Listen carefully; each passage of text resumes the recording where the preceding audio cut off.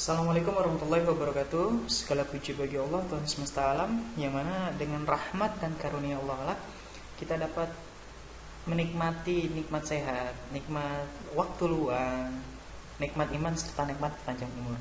Ya. Pada kesempatan kali ini kita akan kembali membahas mengenai sejarah kebudayaan Islam. Dan materi kali ini adalah tentang Khulafaur Rasyidin, ya. Sebelumnya saya ingin memperkenalkan nama saya adalah Imam Pramana dan status saya adalah sebagai guru bidang studi sejarah kebudayaan Islam di SDIT Sultan Fatah yang ada di Bekasi. Baiklah, untuk mempersingkat waktu kita akan langsung membahas mengenai Khulafaur Rasyidin. Kenapa kita harus membahas mengenai ini? Karena perlu kamu tahu bahwa Islam itu pernah mengalami masa kejayaan. Masa kejayaan itu adalah masa keemasan, masa di mana Islam memegang kendali dunia selama 800 tahun atau 8 abad. Nah, hingga akhirnya Islam tergerus dan tergantikan oleh kepemimpinan Barat hari ini, yaitu Amerika dan dunia Eropa. Nah, di dalam sejarah Islam, dari mulai sejarah lahirnya Rasulullah hingga peradaban Islam yang maju di era dinasti Umayyah dan dinasti Abbasiyah 1 dan 2, ya, itu akan kalian bahas nanti di MTS, pelajaran MTS. Ini hanya akan Mister singgung bahwa dari rentetan sejarah itu ada satu momen sejarah di mana Khulafaur Rasyidin ini pernah memegang kendali atas kepemimpinan umat Islam di dunia. Ya, itu adalah era setelah Rasulullah wafat. Kita akan buka mengenai Khulafaur Rasyidin.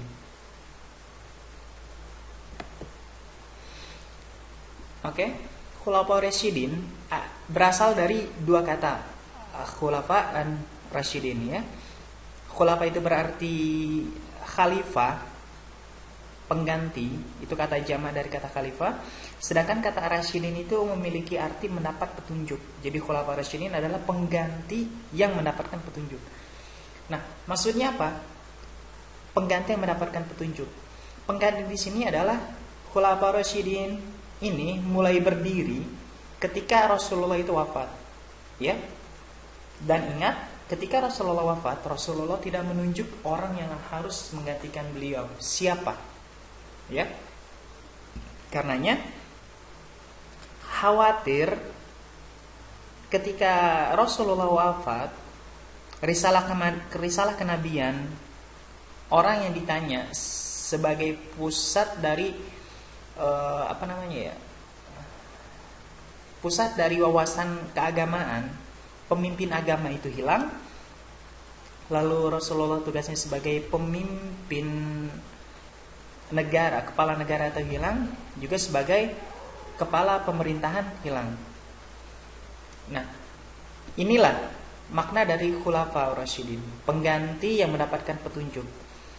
Ya, pengganti ini adalah pengganti status Rasulullah sebagai pemimpin umat Islam dan juga sebagai kepala pemerintahan dan kepala negara. Yang mendapat petunjuk adalah mereka berpegang teguh pada ajaran-ajaran Islam yang telah dibawa oleh Rasulullah, penerus dari Rasulullah itu sendiri. Ya. Jadi Rasulullah itu merangkap 3 jabatan sebelum dia wafat, ya. Yang pertama itu adalah sebagai Rasul, yang kedua adalah sebagai kepala pemerintahan, dan yang ketiga adalah sebagai kepala negara. Nah, sebagai kepala negara dan kepala pemerintahan itu mungkin kita kenal dalam sebuah satu kesatuan, bahwa presiden kita hari ini, Bapak Jokowi, itu adalah kepala negara sekaligus kepala pemerintahan Republik Indonesia. Tapi ingat, itu hanya ada di sistem demokrasi presidensial, ya.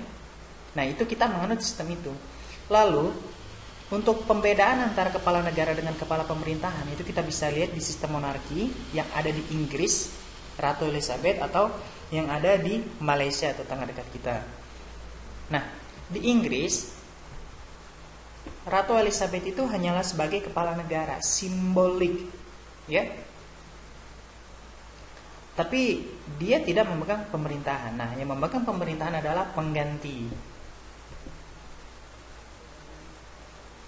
Pengganti beliau, tangan kanan beliau, yang diistilahkan dengan Perdana Menteri, PM. Nah, mereka lah yang menjalankan roda pemerintahan dan mengambil keputusan. Seperti itu. Nah, lalu ada satu hal yang tidak dapat digantikan dari Rasulullah oleh para khulafa rasyidin ini, ya, khulafa rasyidin, pemimpin 4 ini, Abu Bakar, Umar, Utsman dan Ali, yaitu apa? Al-Qur'an surat Al-Ahzab ayat 40. Silakan bacakan. A'udzu billahi minasy syaithanir rajim. Ma kana Muhammadun aba ahadin min rijalikum walakin Rasulullahi wa khataman nabiyyin wa kana Allahu bikulli syai'in 'alima. Muhammad itu bukanlah bapak dari seorang laki-laki di antara kamu. Artinya apa? Nabi Muhammad itu bukanlah seorang laki-laki biasa, seorang ayah yang biasa seperti ayah-ayah pada umumnya, melainkan Rasul itu adalah seorang utusan, ya. Dan khataman nabiyyin, penutup para nabi. Ini yang tidak tergantikan, risalah kenabian, bahwa Abu Bakar, Umar, Utsman, Ali tidak akan mendapatkan wahyu yang dikirimkan oleh Jibril, seperti yang dikirimkan Jibril kepada Nabi Muhammad dan Rasul-Rasul sebelumnya, ya. Seperti itu. Oke, kita akan lanjut saja ke 4 pemimpin dari Khulafa Rasyidin ini. Yang pertama adalah Abu Bakar, yang Abu Bakar radhiyallahu anhu. Yang kedua adalah Umar radhiyallahu anhu, Umar bin Khattab radhiyallahu anhu. Yang ketiga adalah Utsman bin Affan radhiyallahu anhu, dan yang keempat, yang terakhir, menantu Nabi, sahabat yang paling muda adalah Sayyidina Ali bin Abi Thalib. Ya, Abi Thalib radhiyallahu anhu. Kita akan bahas yang pertama mengenai Abu Bakar. Baik, sebelum kita melanjut lebih jauh, Mister pernah singgung pertanyaan mengenai siapa Abu Bakar? Apa arti Abu Bakar di dalam PTS kalian? Nah, namun ada banyak sekali jawaban-jawaban yang mungkin melenceng dari maksud Mister, tapi itu logika yang tepat gitu. Maksudnya apa? Mister akan jelaskan. Siapa ini Abu Bakar? Abu Bakar ini namanya Abdul Ka'bah, ya. Nah, Abdul Ka'bah ini artinya hamba dari Ka'bah, ya, kubus yang ada di Mekah, kiblat kita ketika sholat, ya.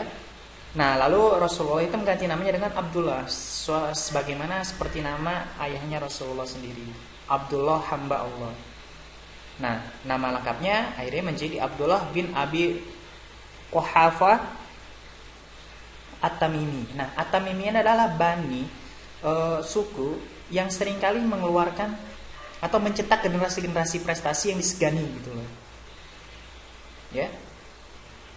Nah, Mister akan tanyakan Abu Bakar kemarin. Abu Bakar itu kalau dalam logika bahasa Indonesia, Abu itu adalah sebuah hasil dari proses kimiawi yang kita sebut pembakaran, ya kan? Nah, kata bakar ini adalah kata kerja dari proses pembakaran itu sendiri. Jadi Abu Bakar itu kalian artiin Abu hasil pembakaran, ya. Abu Bakar, Abu gosok lah bahasa kitanya tuh. Ini logika benar. Tapi kenapa Mister salahin? Karena kalian menggunakan logika bahasa Indonesia untuk memahami logika bahasa Arab. Itu keliru, ya. Di saat kamu Di saat kamu menggunakan perahu di daratan, itu nggak akan gerak.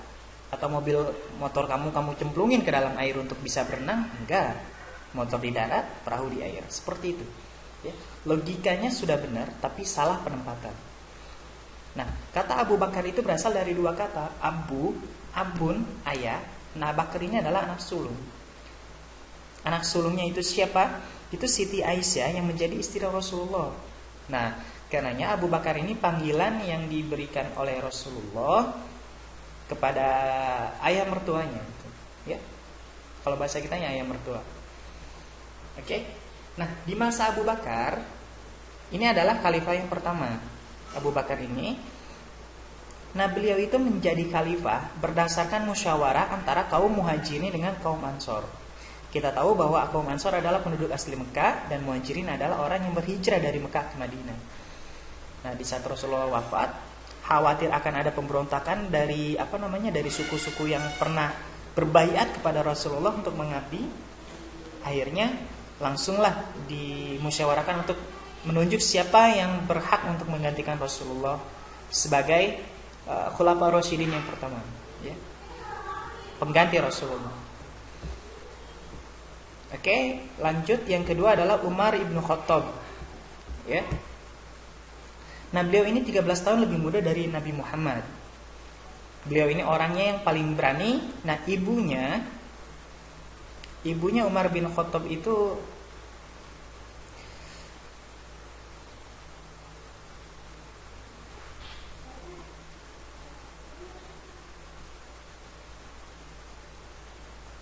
mendidik beliau itu dengan sangat tegas.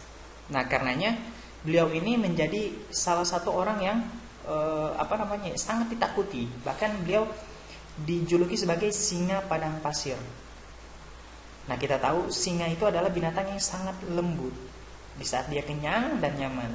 Namun di saat dia berada di tengah padang pasir dengan kondisi kehausan dan kelaparan, singa ini akan menjadi binatang yang sangat ganas. Ya, karenanya singa dijuluki sebagai raja hutan. Nah, pada masa pemerintahan inilah, kalau kamu membuka kembali buku LKS kamu, kita pernah membahas bahwa Rasulullah pernah menyiapkan pasukan untuk menyerang Persia, ya. Karena raja di sana zalim, di bawah kepemimpinan Romawi.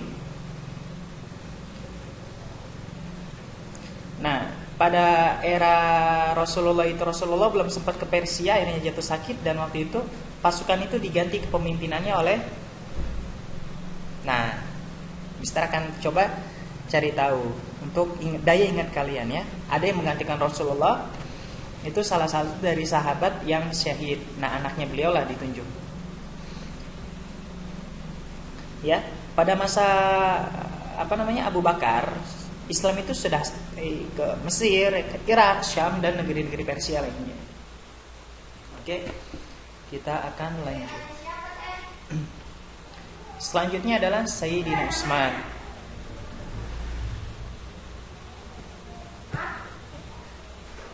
Nah, Sayyidina Utsman bin Affan itu adalah orang yang kaya raya.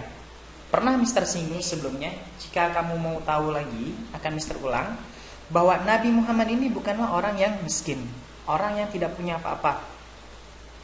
Kenapa Mister bisa bicara seperti itu? Nabi Muhammad ini adalah seorang yang kaya raya, seorang bisnismen yang sukses, ya. Yang itu jarang sekali dijelaskan oleh guru-guru kita. Nah, bisa mengambil kesimpulan gini: di saat Nabi Muhammad adalah orang yang miskin, orang yang gak punya apa-apa, gak bisa ngapa-ngapain, gak mungkin dia bisa menarik perhatian seorang saudagar kaya seperti Utsman bin Affan ataupun istri beliau sendiri, Siti Khadijah. Ya, karena kelas mereka itu berbeda gitu. Bayangkan saat ada seorang yang sangat-sangat miskin, gak punya apa-apa, ketika ketemu orang kaya, kelas mereka beda, gak akan nyatu. Nah, Rasulullah itu adalah orang yang kaya, bisnisnya sukses karena berkat kejujurannya beliau dan amanatnya beliau. Nah, namun hasil dari kekayaan bisnisnya dia, tolong dong suaranya. Hasil dari bisnis kekayaan dia itu dia berikan seluruhnya itu kepada penduduk Madinah, ya. Jadi Rasulullah itu sumbangin semua kekayaan dari hasil bisnisnya dia ke penduduk Madinah. Karenanya penduduk Madinah itu ketika Rasulullah hijrah dari Mekah ke Madinah, mereka menyambut Nabi Muhammad itu dengan baik, ya kan? Karena apa? Karena Nabi Muhammad itu orang yang pernah menolong mereka. Di Madinah itu tempatnya tempatnya orang-orang petani gitu, para petani. Nah, kita tahu bahwa memang grade petani hingga hari ini pun berada di grade rendah. Di kasta kasta sosial. Di kelas-kelas sosial. Yang paling tinggi adalah para pengusaha dan para bangsawan. Nah, ini orang-orang petani ini kan miskin. Akhirnya apa? Rasulullah itu hasil kekayaannya disumbangin ke Madinah, ya, sama timnya dia, sama tim beliau. Nah, sampai di Madinah uang itu dibeliin pupuk, dibeliin dibuatin modal untuk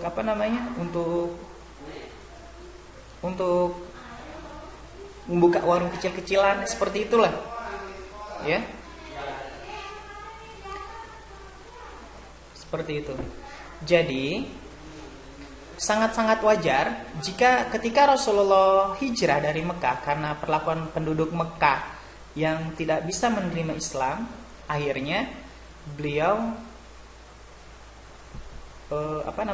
hijrah ke Madinah, dan di Madinah itu masyarakat Madinah menyambut baik beliau. Sebuah logika yang sangat-sangat masuk akal gitu. Kamu seumpama tinggal di Telajung, ya, dekat Sultan Fatah. Nah, kamu berbuat baik di sekitaran Sultan Fatah, namun kamu lebih sering berbuat baik namun kamu juga sering berbuat baik juga di Lubang Buaya, ya, di dekat-dekat rumah Mister. Nah, kamu nolong ibu-ibu di sana, kamu nolong anak kecil yang jatuh, ada anak muda yang tabrakan, kamu tolong semuanya.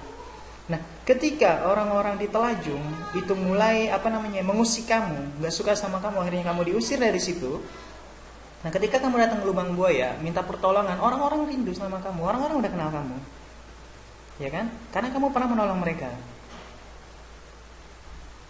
Oh, ini yang dulu nolongin saya.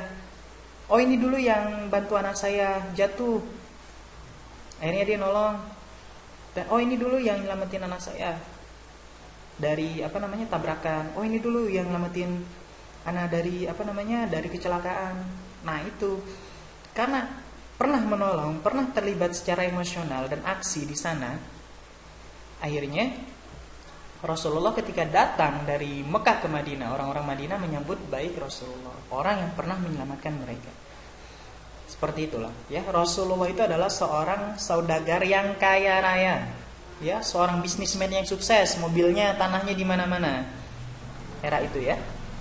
Nah, cuma semua kekayaan dia disumbangin untuk orang-orang yang ada di Madinah.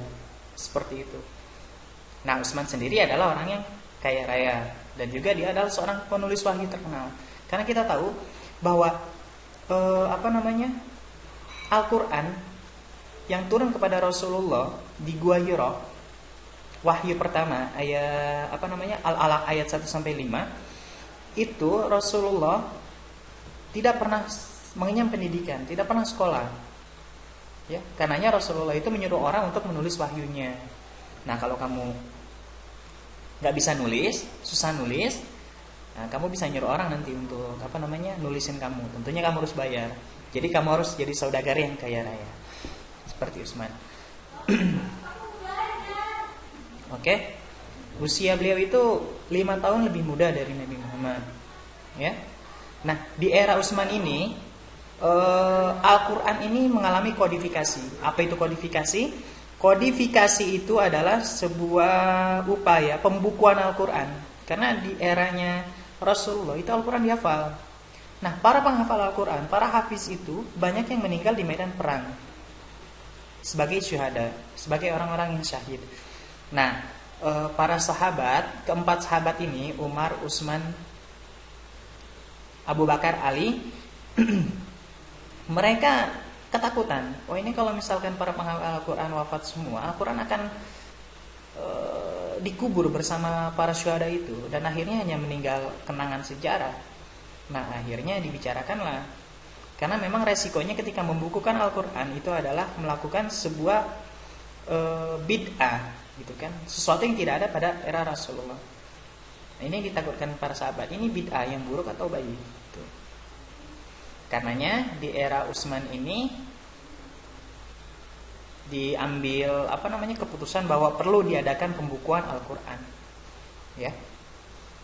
Karena Al-Qur'an juga terdiri dari qiraat sab'at, ada juga yang bilang qiraat asrah, yang mana pelafalan ayat-ayatnya berbeda, lantunan suaranya berbeda-beda, nadanya juga beda-beda gitu loh. Itu akhirnya membuat orang bingung, ini yang benar yang mana gitu loh. Nah, di era Utsman disepakati bahwa Al-Qur'an itu digunakan serentak gitu. Nah, yang kita baca itu kan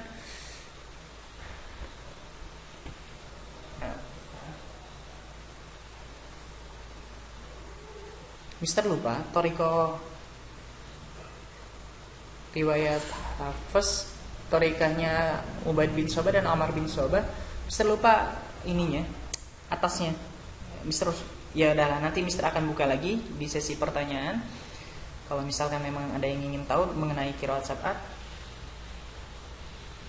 Riwayat Asim, kita mengikuti ke qiraat Asim, Imam Asim, riwayat Hafiz, Torikohnya Ubaid bin Sobah dan Amr bin Sobah. Nah itu, ya. Nah itu hanya bagian dari bagian dari qiraat sab'at gitu. Nah inilah jasa Utsman bin Affan ya, yang sampai hari ini masih kita rasakan.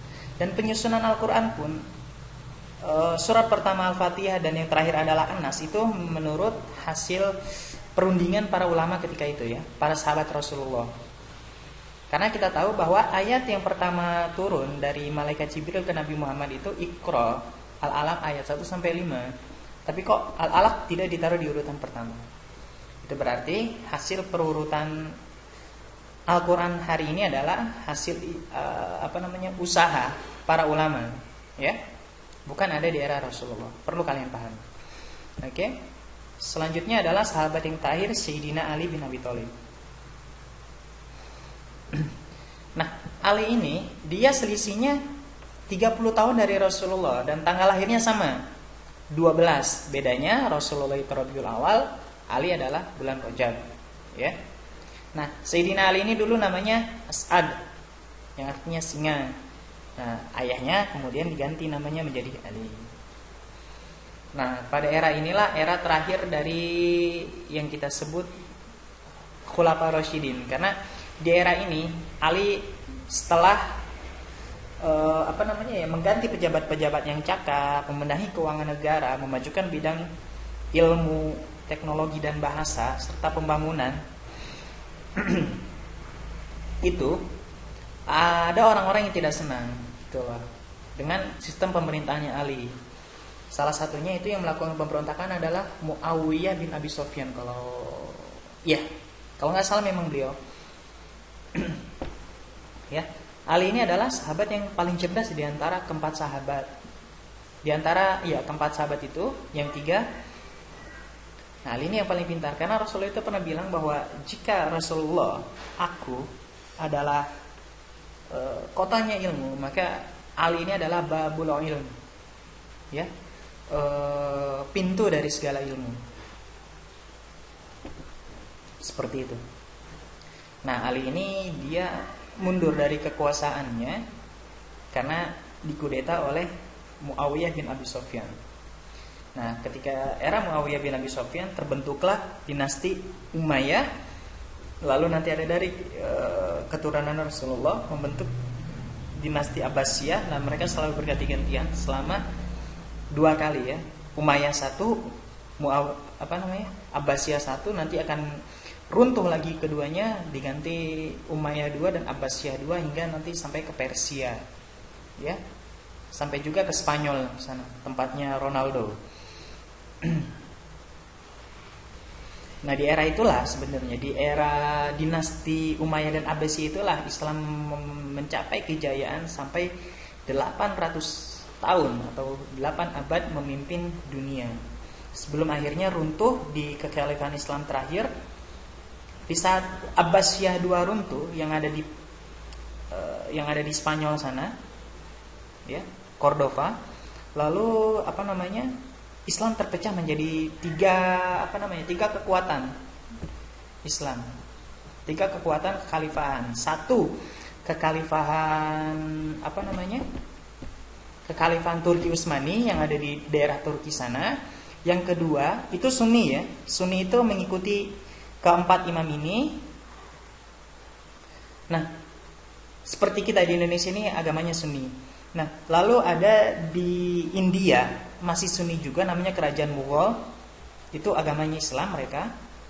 Ya, pernah ada filmnya kalau nggak salah di antara itu Jodha Akbar, cuma misal nggak pernah tonton. Lalu ada ada lagi satu, cuma berbeda, itu adalah Syiah. Syiah itu adalah sempalan dari pengikutnya Sayyidina Ali, karena dia nggak terima ketika Rasulullah wafat, Abu Bakar ini berunding tentang siapa yang mengganti Rasulullah, sementara Ali itu lagi sibuk untuk mengurus jenazah Rasulullah gitu, sampai membandingkan jenazah Rasulullah dan yang lain-lain. Nah, dari situlah Ali tidak dilibatkan dalam musyawarah ini. Nah, mereka menganggap bahwa kepemimpinan yang tiga ini tidak sah. Seharusnya yang menggantikan Rasulullah itu adalah langsung ke Sayyidina Ali. Seperti itu. Nah, makanya mereka disebut Syiah. Ya, itu ada di Iran yang sekarang terdampak virus corona paling besar setelah Cina.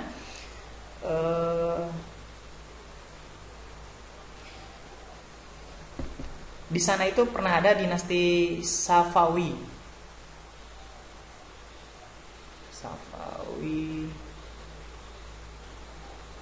Mister lupa. Ya, dinasti Safawi. Sebelumnya ada dinasti Saljuk.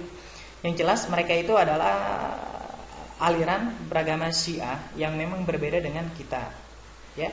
Karena kalau kamu harus tahu nanti di dunia Islam itu ada kekuatan besar yang membelah diri gitu, antara Sunni dengan Syiah, antara pengikut empat imam ini dengan yang pengikut Ali sendiri. Ya. Tapi Ali sendiri dia akur-akur aja sama mereka, cuma pengikutnya ini yang pada berantem. Jadi itu saja gambaran dari Mister hari ini. Tidak ada tugas untuk kalian, cukup pahami materi. Kalau lupa ulang-ulang kembali. Ya, Islam pernah mencapai kejayaannya selama 800 tahun. Dan kenapa Islam hari ini mundur sampai tertinggal? Karena para generasi mudanya tidak mempelajari sejarah. Kita tahu bahwa kita belajar dari sejarah. Di saat kita dulu pernah kecil, pernah makan pernah makan cabai dan rasanya pedas, terus kita makan gula dan rasanya manis. Sehingga hari ini sejarah pertama kali kita makan cabai dan gula itu akan menjadi pertimbangan kita. Jadi ketika kita lihat cabai, waduh pedas nih, terus kita lihat gula, manis nih, kita makan nih gula. Nah, seperti itulah ya, belajar dari sejarah untuk kita menggapai kemajuan di masa mendatang. Selebihnya itu dari Mister. Assalamualaikum warahmatullahi wabarakatuh.